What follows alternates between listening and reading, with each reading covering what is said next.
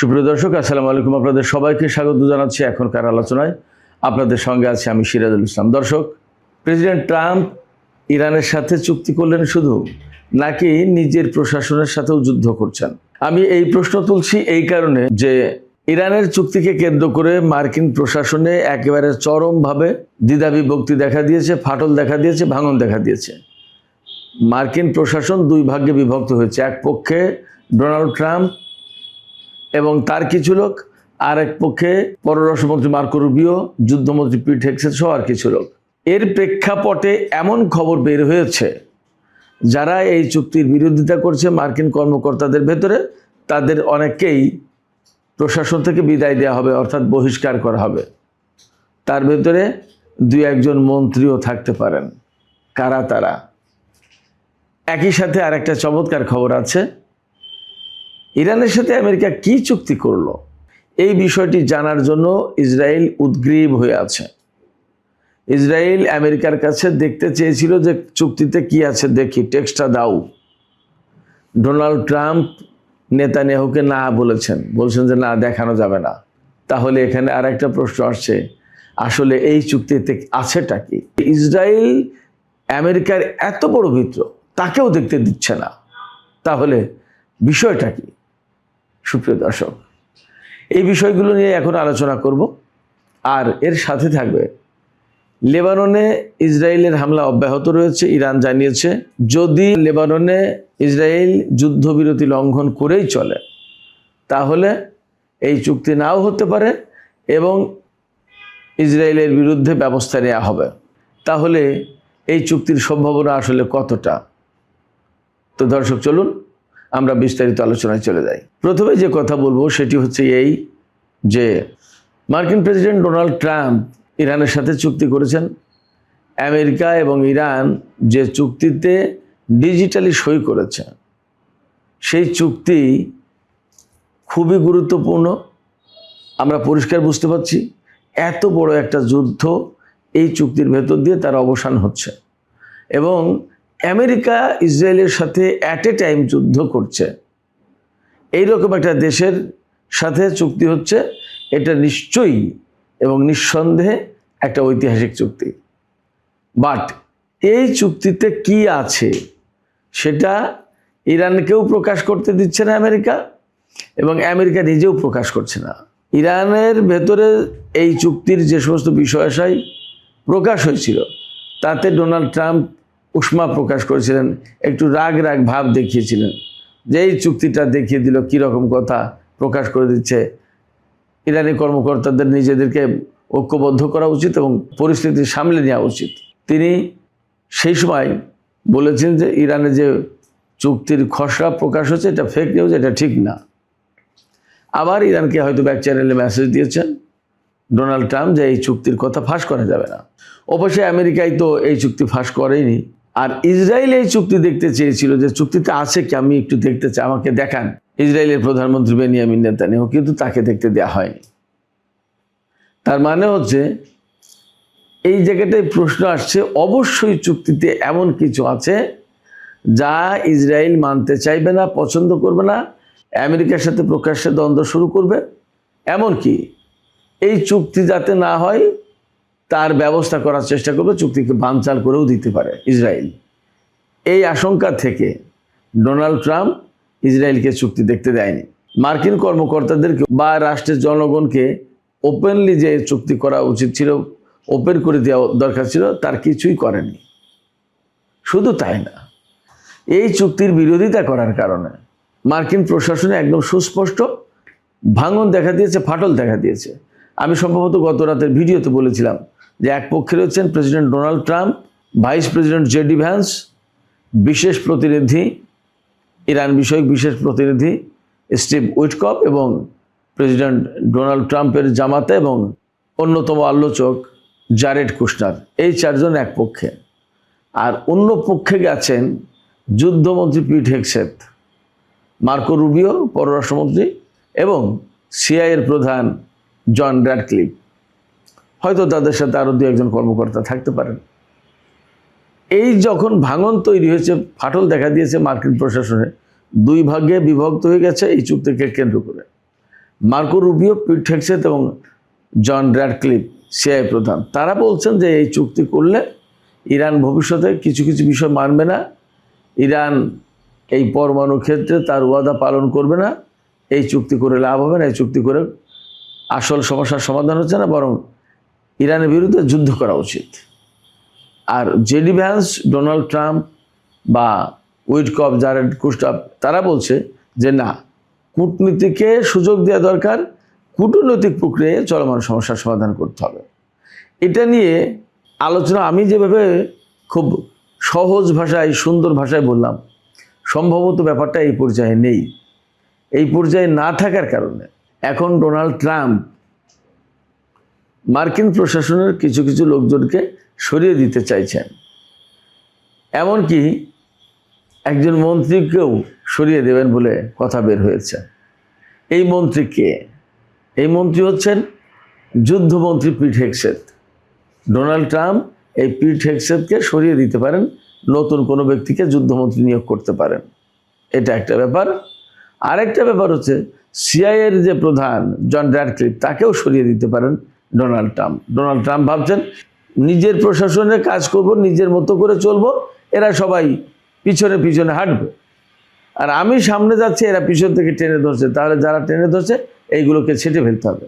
এই যে কিছু লোককে ছেটে ফেলার চিন্তা, এই চিন্তা ডোনাল্ড ট্রাম্প খুব স্ট্রংলি করেছেন এবং ধারণা করা হচ্ছে খুব শর্ট টাইমে এদের বিরুদ্ধে ব্যবস্থা নেওয়া হবে। এদেরকে ছেটে ফেলা বলি, বরখাস্ত বলি, আর যাই বলি, মোটামুটি ডোনাল্ড ট্রাম্প প্রশাসনে একটা আগুন লেগে গেছে, একটা ভাঙন ধরে গেছে, বিস্ফোরণ ঘটে যাচ্ছে। কেন কেন এই বিস্ফোরণ, কেন এই বিভক্তি? এবং ইসরায়েলকেও বিশ্বাস করতে পারছে না, তাহলে আসলে চুক্তিতে কি আছে, যে কথা শুনলে ইসরায়েল এই চুক্তি হতে দেবে না। মোটামুটিভাবে আমরা চুক্তি সম্পর্কে যা ধারণা পেয়েছি এই পর্যন্ত, তাতে দেখা যাচ্ছে যে ইরানের পরমাণু কর্মসূচি বন্ধ হবে না, একদম চিরদিনের জন্য ধ্বংসও করা হবে না, কোনো কিছুই এই চুক্তিতে নেই। এক। দুই হচ্ছে যে ইরানের হাতে যে ইউরেনিয়াম আছে, সমৃদ্ধ ইউরেনিয়াম, তার ভাগ্য কি হবে সেটা নিয়ে আলোচনা হবে। এই প্রথম সমঝোতা শুক্রবারে সই হওয়ার পরে দ্বিতীয় পর্যায়ের যে আলোচনা হবে, সেখানে সমৃদ্ধ ইউরেনিয়ামের ভাগ্য কি হবে, সেটা ধ্বংস করা হবে, আমেরিকাকে দেওয়া হবে, নাকি অন্য কোনো দেশে পাঠানো হবে, নাকি ইরানের মাটিতে ধ্বংস করা হবে, কি করা হবে, সেই ভাগ্য ঠিক করা হবে। আর ইরান ইউরেনিয়াম সমৃদ্ধ করতে পারবে কি পারবে না তা নিয়ে আলোচনা হবে, কিন্তু পরমাণু কর্মসূচি একদম বন্ধ করে দেবে এইরকম কোনো আলোচনা হবে না, এটা এজেন্ডায় নেই। আর একটা আছে কি, যে ইরান বলছে যে তারা পরমাণু অস্ত্র বানাবে না, এটা প্রতিশ্রুতি। এখন এই যে ইউরেনিয়ামের ব্যাপারে বা পরমাণু কর্মসূচির ব্যাপারে, পরমাণু কর্মসূচি বন্ধও করবে না, ইউরেনিয়াম ধ্বংস করবে কি করবে না তারও কোনো নিশ্চয়তা নেই, অর্থাৎ পরমাণু বিষয়ে কোনো নিশ্চয়তা নেই এই চুক্তিতে। এই জন্য ইসরায়েলকে ডোনাল্ড ট্রাম্প এই চুক্তি দেখতে দিচ্ছে না, কারণ ইসরায়েলের কর্মকর্তারা চুক্তি দেখলে বলবে না এই চুক্তি করা যাবে না, এই চুক্তি মানে না, এই চুক্তি করা যাবে না। অথচ এই ইসরায়েলের চাপে বা উস্কানিতে বা ফুসলানিতে ডোনাল্ড ট্রাম্প কিন্তু ইরানের বিরুদ্ধে যুদ্ধ করতে এসেছিলেন। এখন সেই ইসরায়েলকে আর বিশ্বাস করছেন না, ভরসা করছেন না। কারণ কি? কারণ হচ্ছে ডোনাল্ড ট্রাম্প দেখেছেন বা মার্কিন কর্মকর্তারা দেখেছেন ইসরায়েলের হয়ে যুদ্ধ করতে এসে কী রকমের ক্ষয়ক্ষতির মুখে পড়েছে আমেরিকা।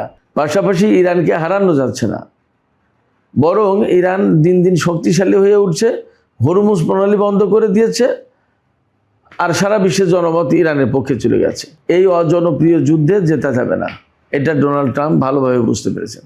সেক্ষেত্রে এই যুদ্ধ থেকে কত দ্রুত বের হয়ে যাওয়া যায় সেটাই এখন খুঁজে বের করার চেষ্টা করছেন ডোনাল্ড ট্রাম্প। কিন্তু ইসরায়েলের লক্ষ্য হচ্ছে আমেরিকাকে দিয়ে ইরানের সরকার পরিবর্তন করবে, পরমাণু কর্মসূচি ধ্বংস করবে, আরও যা যা করার তা সব আমেরিকাকে দিয়ে করিয়ে দেবে। তার মানে আমেরিকাকে এখানে ইসরায়েলের পক্ষে যুদ্ধ করতে হবে। এই বিষয়টা আমেরিকা আসলে চাইছে না, যার কারণে ইসরায়েলকেও দেখাতে চাইছে না এই চুক্তি। পাশাপাশি যারা এই চুক্তির বিরোধিতা করছে তাদেরকে মিস্টার ট্রাম্প উইল ফায়ার দেন, তাদেরকে তিনি ফায়ার করবেন, বরখাস্ত করবেন, সরিয়ে দেবেন। তার মানে এই ইরানের সাথে যুদ্ধ করতে এসে এতদিন তো যুদ্ধে সেনারা ক্ষতিগ্রস্ত হয়েছে, মার্কিন সামরিক ঘাঁটি, মার্কিন সামরিক প্রতিরক্ষা সরঞ্জাম ইত্যাদি ইত্যাদি ক্ষতিগ্রস্ত হয়েছে বা ধ্বংস হয়েছে। এখন খোদ ডোনাল্ড ট্রাম্পের সরকারের টালমাটাল সৃষ্টি হয়েছে, যেখানে ট্রাম্প এবং ইসরায়েল মিলে ইরানের সরকারকে উৎখাত করে দেওয়ার একটা টার্গেট দিয়েছিল এবং বহু হত্যাকাণ্ড ঘটিয়েছে। সেই জায়গায় এখন ডোনাল্ড ট্রাম্পের নিজের সরকারই টালমাটাল অবস্থায়। শুধু তাই না, ইসরায়েলে যে প্রধানমন্ত্রী নেতানিয়াহু, সেখানে যে সংসদ নির্বাচন হতে যাচ্ছে, তাতে এইবার মোটামুটি বিরোধী দল যেভাবে জোট গঠন করছে, তাতে নেতানিয়াহু মনে হয় এবার আর ক্ষমতা আসতে পারবে না। এইসব বিবেচনা করে মোটামুটিভাবে বলা যায় যে চুক্তি যেটা হয়েছে বা হচ্ছে, এই চুক্তি বেসিক্যালি ইরানের পক্ষে যাচ্ছে। যার কারণে ডোনাল্ড ট্রাম্প তার দেশের লোকজনকেও এই চুক্তির কপি দেখাতে পারছে না, ইসরায়েলকেও না, কাউকে না, গোপন ডাকছে। কারণ এই চুক্তি হলে, এই চুক্তি প্রকাশ করলে ডেমোক্র্যাটরা ধরবে, তার দলের সমর্থকরা ধরবে, যারা যুদ্ধের পক্ষের তারা ধরবে, ইসরায়েল ধরবে, আরও বড় চাপে পড়বে। সেক্ষেত্রে ইরান যুদ্ধ নিয়ে যে মার্কিন প্রশাসন বা ইসরায়েল মারাত্মক রকমের সংকটে পড়ে গেছে, বিপদের ভেতরে আছে, এই চুক্তির ভাষা, ধরন এবং চুক্তি করার জন্য ইরানের উপরে চাপ সৃষ্টি করা, এইগুলো থেকে সব কিছু পরিষ্কার হয়। শুধু তাই না, মার্কিন প্রেসিডেন্ট ডোনাল্ড ট্রাম্প গতকাল আরও বলেছেন যে ফ্রান্সে G7 শিল্পোন্নত দেশগুলোর যে সম্মেলন হচ্ছে, সেখানে কাতারের আমিরের সাথে বৈঠকের সময় সম্ভবত, অথবা শীর্ষ সম্মেলনের অবকাশে সাংবাদিকদের সাথে আলাপের সময় ডোনাল্ড ট্রাম্প বলেছেন যে ইসরায়েল যে আচরণ করছে, ইসরায়েলের এই আচরণে তিনি আসলে হ্যাপি না।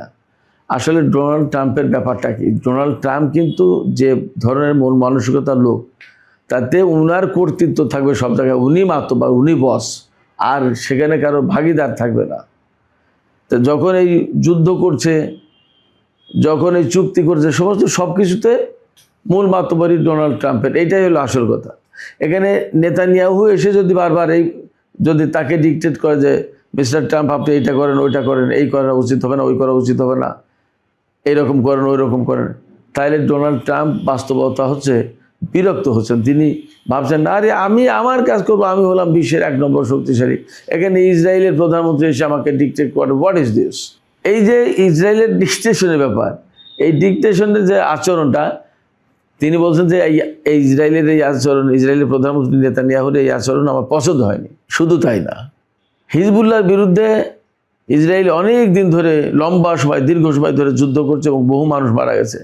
ডোনাল্ড ট্রাম্প এই কথাও বলছেন যে এইটাও ঠিক হয়নি, এটা আমি পছন্দ করছি না, যে নেতানিয়াহু এতদিন ধরে হিজবুল্লাহর বিরুদ্ধে যুদ্ধ করবে এবং তাদের নারী শিশু থেকে শুরু করে সাধারণ মানুষজন মারবে, এটা আমি পছন্দ করছি না। বরং নেতানিয়াহু একটা কাজ করতে পারত, যে সিরিয়ায় যে জুলানি সরকার, আল সারা বলা হয় তাকে, এই জুলানিকে দিয়ে ইসরায়েল লেবাননে হিজবুল্লাহর বিরুদ্ধে যুদ্ধ করাতে পারতো বা তাদের বিরুদ্ধে কিছু ব্যবস্থা নিতে পারতো। এই কিছু ব্যবস্থা বলতে হয়তো সীমান্তে আরও বেশি কঠোর নিয়ন্ত্রণ আরোপ, তারপরে সীমান্ত দিয়ে অস্ত্র যাতে না যায় হিজবুল্লাহর হাতে, এই সমস্ত বিষয় সে বলছে। তার মানে সিরিয়াকে লেবাননের বিষয়টা হ্যান্ডেল করতে দিতে আগ্রহী ডোনাল্ড ট্রাম্প, এটা বোঝা যায়। এই কারণে বলছে যে ইসরায়েল এগুলো না করে সিরিয়াকে দিয়ে করাতে পারত। অবশ্যই এখানে নেগেটিভ আর একটা দিক আছে। সিরিয়াকে লেবাননে লেলিয়ে দেওয়া মানে 2 মুসলিম দেশের ভেতরে একটা সংঘাত তৈরি করা, অর্থাৎ মুসলমানদেরকে দিয়ে হিজবুল্লাহকে ধ্বংস করে দেওয়ার একটা চেষ্টা। এটা খুবই ডেঞ্জারাস একটা পদক্ষেপ বা চিন্তা। আমার বিশ্বাস ডোনাল্ড ট্রাম্পের এই বক্তব্য নিয়েও নানা রকমের ব্যাখ্যা বিশ্লেষণ হবে, কারণ তিনি আর একটা দেশকে লেবাননের বিরুদ্ধে উস্কে দিতে পারেন না, বা সিরিয়াকে লেবাননের বিরুদ্ধে বা হিজবুল্লাহর বিরুদ্ধে ব্যবহার করা উচিত, এরকম কথা বলা আমার মনে হয় আন্তর্জাতিক আইন বা স্বাভাবিক সেন্সে এটা ঠিক না। যাই হোক, আমি আর একটা খবর এখানে একটু আলোচনা করি। ইরান আমেরিকার ভেতরে যে চুক্তি হচ্ছে, তাতে একটা বড় বিষয় হচ্ছে যে লেবানন সহ পুরো মধ্যপ্রাচ্য অঞ্চলে যেখানে যেখানে ইসরায়েল এবং আমেরিকা যুদ্ধ করছে, তার প্রত্যেকটা জায়গায় যুদ্ধ বন্ধ করতে হবে। এটা হলো এই চুক্তির প্রধান শর্ত, 1 নম্বর শর্ত। তো যখন 1 নম্বর শর্ত, অথচ ইসরায়েল তা মানছে না এবং সে মানবে না, সে পরিষ্কার করে ঘোষণা দিয়েছে। শুধু তাই না, ইরানের প্রেস টিভি বলছে যে ইসরায়েল গত 2 দিনে 84 বার যুদ্ধবিরতি লঙ্ঘন করেছে। এই জায়গায় ইরানের পররাষ্ট্রমন্ত্রী আব্বাস আরাকচি তিনি পরিষ্কার করে হুমকি দিয়েছেন, সতর্ক করে দিয়েছেন ইসরায়েলকে যে যুদ্ধবিরতি যেটা হয়েছে সেটা যদি রাখতে হয় তাহলে ইসরায়েলকে অবশ্যই হামলা আগ্রাসন বন্ধ করতে হবে লেবাননে, এবং লেবানন থেকে ইসরায়েলি সেনা প্রত্যাহার করতে হবে। তা না হলে আমরা চুক্তিতে যাব না এবং ইসরায়েলের বিরুদ্ধে ব্যবস্থা নেব। এখন ইসরায়েল কিন্তু এই চুক্তির বানচালের চেষ্টা করছে। ইরান যদি ইসরায়েলের বিরুদ্ধে ব্যবস্থা নেয় তাহলে কিন্তু ইসরায়েলের লক্ষ্যই পূরণ হয়। ইসরায়েল চাইছে না যে ইরানের সাথে আমেরিকার এই চুক্তি হোক, তাহলে ইসরায়েল সবচেয়ে বড় বেশি লুজার হয়, ক্ষতিগ্রস্ত হবে। সেই কারণে তারা এই চুক্তি বানচাল করে দিতে চাচ্ছে। এখন এই বানচাল করে দেওয়ার প্রেক্ষাপট কিন্তু তৈরি করেছে ইসরায়েল। এই অবস্থায় ইরান যদি হামলা চালায় তাহলে চুক্তি বানচাল হয়ে যাবে, আর ইসরায়েলের বিরুদ্ধে হামলা যদি না চালায় ইরান তাহলে ইসরায়েল এইভাবেই লেবাননের বিরুদ্ধেই হামলা চালাতেই থাকবে। এটা আসলে খুবই দুর্বিষহ একটা ব্যাপার হবে।